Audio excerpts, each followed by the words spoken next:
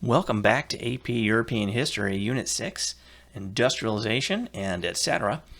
Today, Lesson 7 is going to be about the Congress of Vienna. We're taking a break from the isms, although we're going to end up back in an ism by the end of this lesson. We're getting back into some politics. So when we last left off in politics, we'd made it to the end of the Napoleonic Wars. Napoleon had been defeated and then redefeated at Waterloo.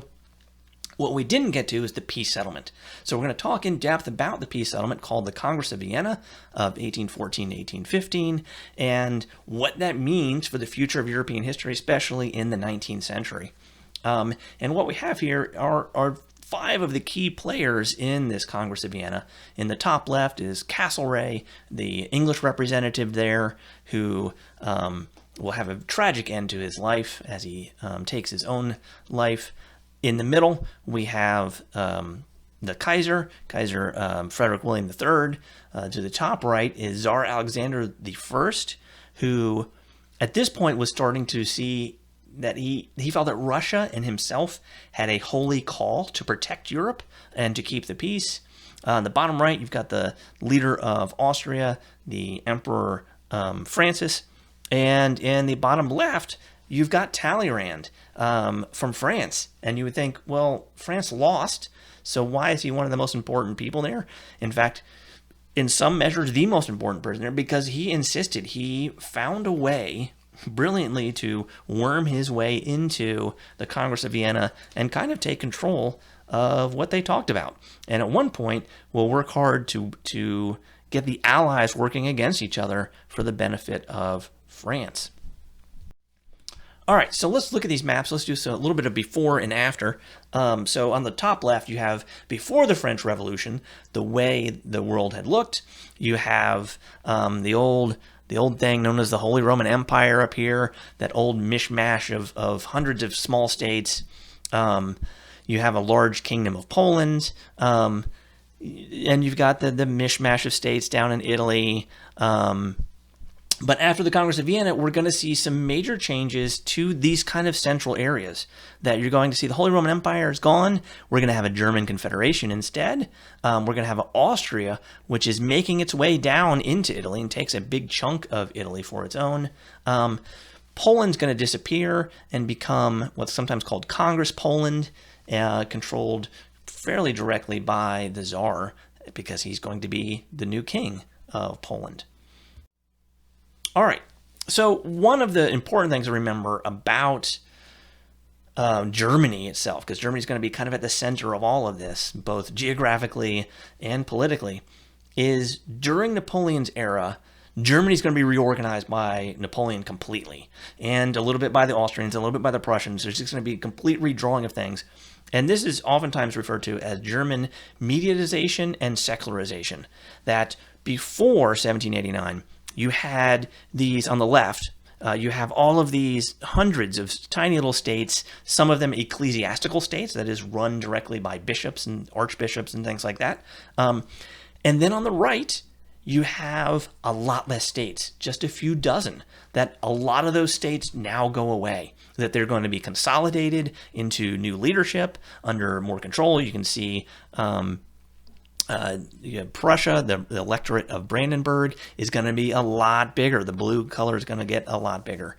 In the southern part over here, all those tiny states are going to be consolidated into 3 areas instead of dozens of little areas. The electorate of Saxony is kind of going to disappear and be taken over by other states. So this mediatization, that is the kind of the elimination of these smaller rulers, helps start the ball rolling for the unification of Germany, because you've now gotten rid of all of these smaller rulers under something much bigger.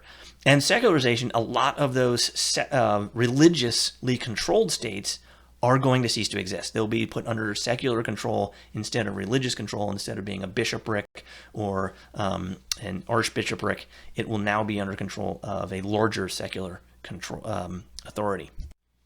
All right, so let's get into what happens at the Congress of Vienna, knowing that already going into it, Germany has already been redrawn by Napoleon. The Holy Roman Empire has been destroyed by him. He creates instead the Confederation of the Rhine. All right, so it's held by the Quadruple Alliance, those four big allies, Great Britain, Russia, Austria, and Prussia. While they're having it and decide, hey, we'll put the French king back on the throne, Napoleon escaped from Elba, and they had to go back to war to put him down at Waterloo.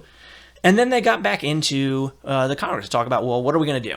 And what's remarkable is one of their biggest goals was to make sure this never happened again. They wanted to create a lasting peace. They knew that the revolution, the Wars of the French Revolution, starting in 1789, going up through the Napoleonic Wars of 1815, was bad for everybody. And it was terrifying to all of these monarchs that they didn't want to end up on the bad side, the losing side of one of these revolutions. They didn't want to end up looking up at a giant metal blade falling at their neck like the previous French king had.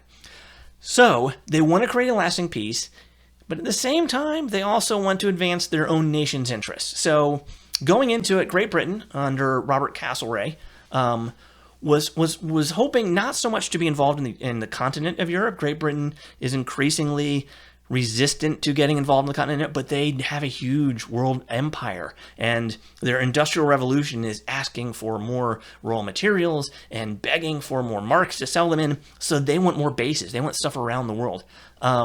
Whereas Tsar Alexander, like I said, he wants to be king of Poland. He wants to create a new Poland and make himself king of it, but he also wants to protect the peace of Europe. Frederick William, who led Prussia, had seen a very deeply divided Prussia, a Prussia that had been humiliated time and again by Napoleon. He wants to make a much more powerful Germany that will never be dominated by another country, and he wants to dominate this new German confederation that's going to rise up out of the Congress of Vienna. Austria, we're going to see the rise of Metternich. We're going to talk a lot more about him later. Metternich is going to be one of the geniuses of the early 19th century, one of the dominant personalities and forces keeping the peace in Europe. They're focused very strongly on making sure this never happens again, and acquiring as much territory as they can, especially towards the south. And then you've got Talleyrand, who, again, like I said, kind of weaseled his way in there and found himself almost setting the agenda for the Congress, working behind the scenes as his own sort of genius.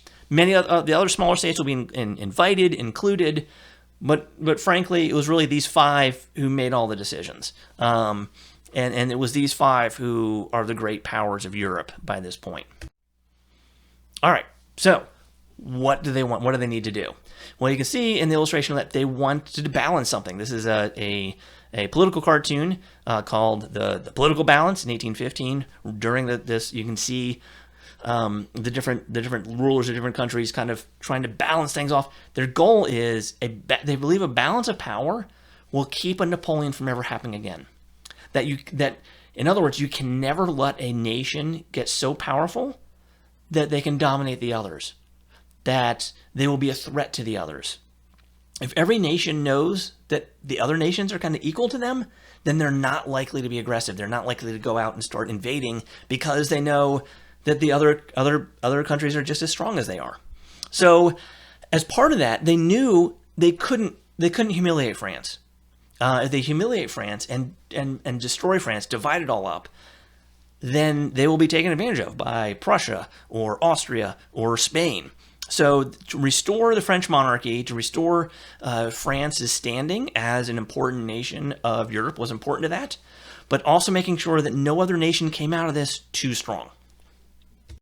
So, first issue is the Polish problem. What to do about Poland? You may remember looking at maps like this one in the bottom right of the three partitions of Poland in 1772, in 93, and in 95. So Poland went from all of those colors was Poland to nothing. It was gone. Napoleon had created the Grand Duchy of Warsaw briefly. Now it's over. And Alexander wants to recreate a large Poland because he feels like he can't ask for all of Poland and just add it to Russia because that would not be good for the balance of power. But what if he creates an independent Poland, but that independent Poland has him as king? So he goes to Prussia and say, what would you think? You can take parts of Poland, but what if we had this independent Poland? I could be king. Prussia's like, that's great if you think it's good that I take Saxony. Well, those two got along well, but the other countries, Austria and Great Britain, are like, we don't like this at all. This is going to make both of them get too much stuff. That the system would have a very large Poland under the Tsar. Prussia would pick up almost all of Saxony. That was not going to work. And Talleyrand saw his opening, and he went to both of them and said, hey, Austria, Great Britain, what if we kind of signed a secret treaty that if they try to pull this off, we'll all three go to war against them? And you have this moment where the whole thing almost falls apart. And what before had been all of these wars against France, France was now going to be allied with Great Britain and Austria against the others. Fortunately, Tsar Alexander got wind of this and decided, okay, let's compromise. Prussia gets a smaller part of Saxony, and Russia will get a small kingdom of Poland, and he will still get to be the king of Poland, but it'll be much, much smaller, and he won't be able to take more direct control over it. Now, this worked well for everybody, unless you were in Saxony or Poland. Not necessarily fans of this, but it solved the problem of balance of power. Great Britain and France and Austria were okay with it. Austria was able to pick up some land from Poland as well, and they were able to move on to other problems.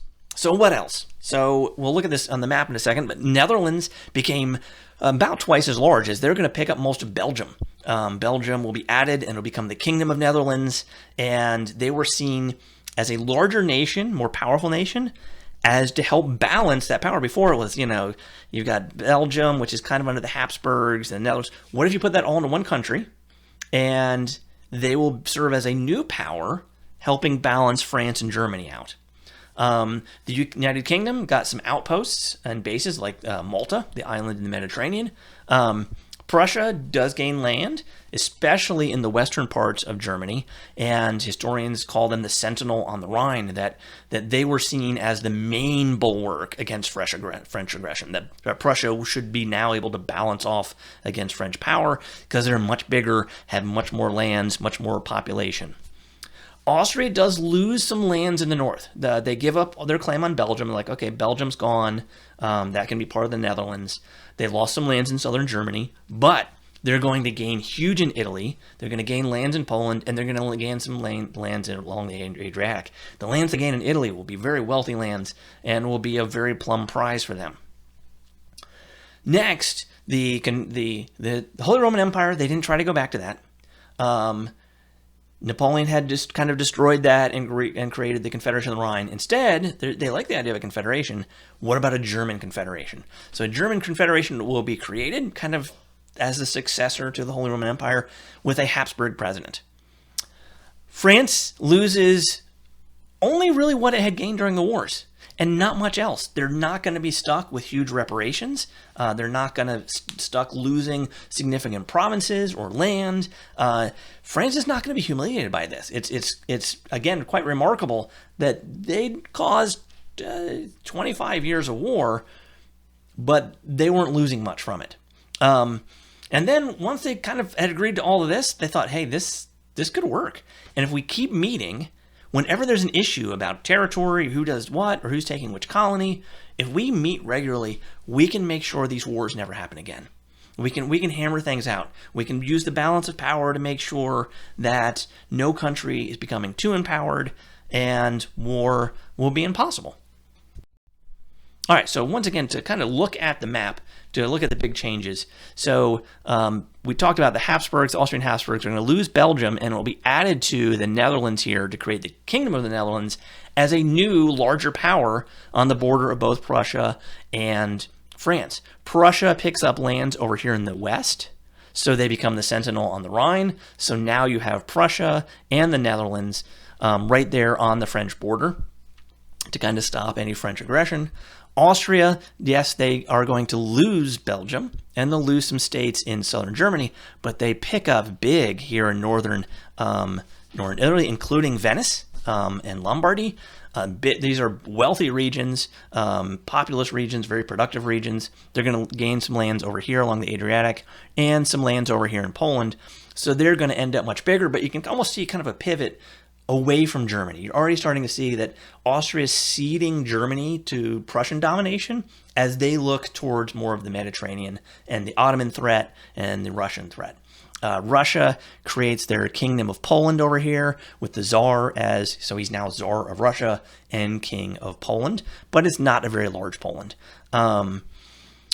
Other than that, you don't see much change. Spain, Portugal, Great Britain, France remains roughly the same. Italy is still divided, except now they've lost Austria, and they're pretty mad about that. And their anger over that is going to help stoke Italian nationalism and help lead to the unification of Italy because of this Austrian incursion into there. So those are the big map changes, except for this very last one, the Confederation of the Rhine looks much like the Holy Roman Empire did, looked much like the German Confederation, looks much like the Confederation of the Rhine is. It's a very similar thing. It's also very similarly weak and will not have much influence on European history. All right, last thing I want to tell you is really to be a benefit for those of you who are actually listening to these lectures. I'm not going to put blanks on the PowerPoint for this. Instead, I'm just going to tell you the story of Andreas Hofer and give you the strong hint that the document on the next slide could be on a major assessment in the future. So if you're listening to this and not just looking at the PowerPoints or not just hoping to pick up things when we discuss things in class, maybe don't tell the other people that I'm giving you a huge hint. Andreas Hofer was Tyrolean. Tyrol is, you can see, here is Austria, here is Italy. Tyrol is this state, it was originally called a county, that's both in Italy and in Austria. The Italians claim it as theirs, the Germans claim it as theirs. It's going to be one of the causes of World War I. But it was considered a German state for a long time as part of the Holy Roman Empire. Well, what happens is during the Napoleonic Wars, Napoleon comes in and he strips Tyrol from the Habsburgs, says, you can't have it. It's not going to be yours anymore. I'm giving it to Bavaria. Austria really can't do anything about it because they're losing the Napoleonic Wars at this point, and it goes to Bavaria. The Tyroleans hated it. They're like, no, we're German. We belong to Austria. You can't take us away from our leader. So they'll have what's called the Tyrolean Rebellion against the French. And the leader is going to be this man, Andreas Hofer, who was a middle-class innkeeper. He joined the military, the Austrian military, and ultimately will be chosen to lead this rebellion against the French. And against all odds, twice he will drive out the French armies and restore Tyrol and say, we are still loyal to the Habsburg Emperor. But on the third attempt, the French came back in. They defeated his army, and he had to go into hiding. That it looked like the rebellion was over. He will be betrayed by one of his friends and turned over to the French authorities. As he's turned over to the French authorities, they hold him to trial and ultimately sentence him to death by firing squad. However, Hofer would not go down as a loser. As they took him out to kill him, the first thing they demanded was that he would kneel. He said, I will not kneel. I will not kneel for a lie. I will remain standing. They said, very well. How about a blindfold? He said, I will not take a blindfold. He then gave a tip to the man in charge of the firing squad and told them, make sure you shoot straight. And then Hofer himself, looking directly in the eyes of the firing squad, gave the order to fire upon him. He was naturally instantly killed. And at first it looked like he would pass into history as just a side note. However, when the war is over and the Austrians come up on the winning side and the French come out on the losing side, he ends up being a folk hero, a middle-class man who stood against the evil French Empire. And ultimately, songs will be written about Hofer, including the song which is considered the anthem of Tyrol today, Zu Mantua in Baden by Julius Mosen, 1831. And what's interesting about this is as he became more and more of a folk hero, and especially I think the song was a part of that, it plays into the rise of German nationalism. You kind of see in his transformation from just being, a minor war hero, a minor martyr to, his nation, to becoming emblematic of a person who fights for Germany, who fights for the lands, the true lands of Germany. So this is just the first 3 verses of Zu Mantua and Baden. At Mantua bound, the loyal Hofer was. At Mantua into death, his enemies him led. So that's where he was executed, in Mantua. With bleeding hearts, his brothers were. All of Germany dishonored and in pain. And again, talking about this idea of all of Germany's dishonored. This wasn't just an issue with Tyrol. This wasn't just an issue with one of the Habsburg possessions. This is all of Germany has been dishonored and in pain. But his hands on his back, the innkeeper Hofer strode with calm and firm steps. Death meant little to him, death which he himself sent sometimes from Eiselberg into the valley. In the Holy Land, Tyrol. Again, calling it a Holy Land twice, in the Holy Land, Tyrol. Claiming it, land becomes so important and part of nationalism, it's difficult to exaggerate how calling it a Holy Land, how calling it part of Germany is important. Because remember, the Italians claimed it too. Right? So, but when from dungeons, bars, and fortified Mantua, his brothers in arms hands outstretched he saw, he loudly shouted, God be with you, and with the betrayed German Reich. Again, this is not just Tyrol. This is the German Reich. This is the German nation. So this song is written in 1831. It's put to the music. It's known as Au about 20 years later, and then it becomes much more important in the later 1800s, and it becomes one of the anthems of German nationalism. That Tyrol is part of Germany, and because it's part of Germany, it must be reunited with all of Germany. And of course, the Italians were thinking, no, it's actually part of Italy. We needed to be part of this. So in some instances, it's actually considered.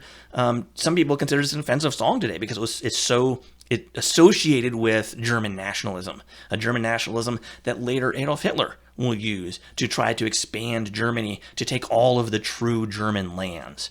So what I want you to think about when you're looking at this document, if you ever see this document in the future, is how this document ties into going from the Napoleonic War, where we've already talked about it, that stirred up a lot of nationalism in people. They didn't like the French telling them what to do.